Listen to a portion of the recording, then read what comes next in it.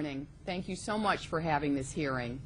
I've now spent a decade working to end the statute of limitations on child sex abuse across the country, and I have been working with Assemblywoman Markey, who is one of my heroes.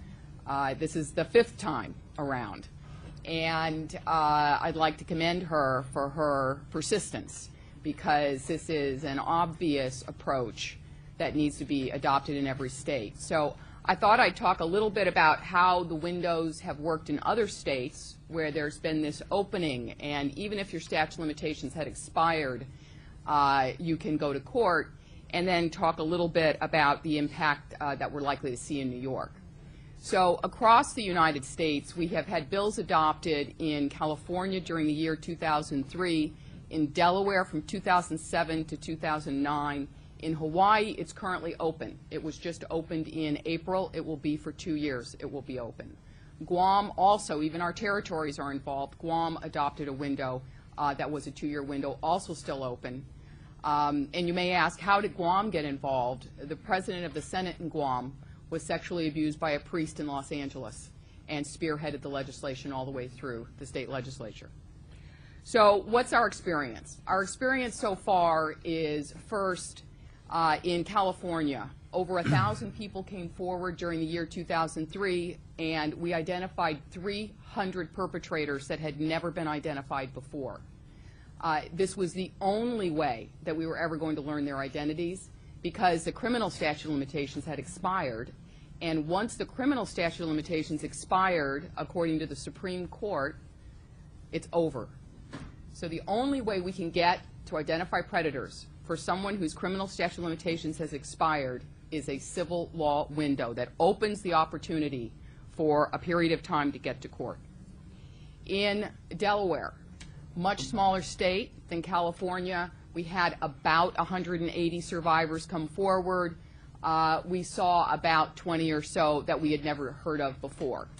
But in Delaware, what was interesting is that we had many come forward against public entities and also against parents. So the lawsuits were not limited at all to churches against the cases against the Catholic Church, but also covered a wide swath. In Hawaii, we've already seen the effect. It's only been in place since April, and so far a bishop has been named by a number of survivors. But in addition, most recently, a man by the name of J. Ram owned a farm in Hawaii. He would adopt boys in California. He would take them to Hawaii to work on his farm, not send them to school, and sexually abuse them for the course of their childhood. There's now 2 men who have come forward and have now sued their former adoptive father. They all bear his name. And that case is the one that really makes me think this is the way we have to go. It's the only justice these men are going to be able to find, and they are dedicated that no other child will ever be adopted by J. Ram. In addition, we have, right now, we have 5 other states that are considering windows across the United States, and we have a number of states that are considering elimination of statute of limitations going forward. This year's bill is a bill that I wholeheartedly support. As Marge knows, I had some reservations in the past because it was just a small extension going forward. This is complete elimination of the statute of limitations on the criminal and civil side, and a window. It's the only way to get justice for these victims and the only way to identify our perpetrators. So in the end, why do I think that New York is an appropriate place for the next step?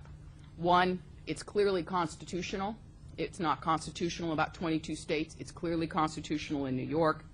And 2, we just got 12,000 pages of documents from the Los Angeles Archdiocese learning about the ways in which children were abused and the cover-up occurred. We only got those documents as a result of the window.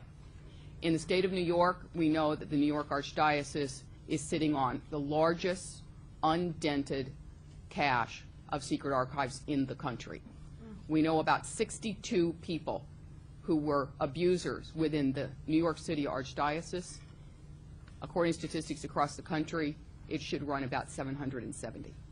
So New York deserves the truth, and this is a bill that's for sunshine and truth and justice, and that's why I back it. Thank you.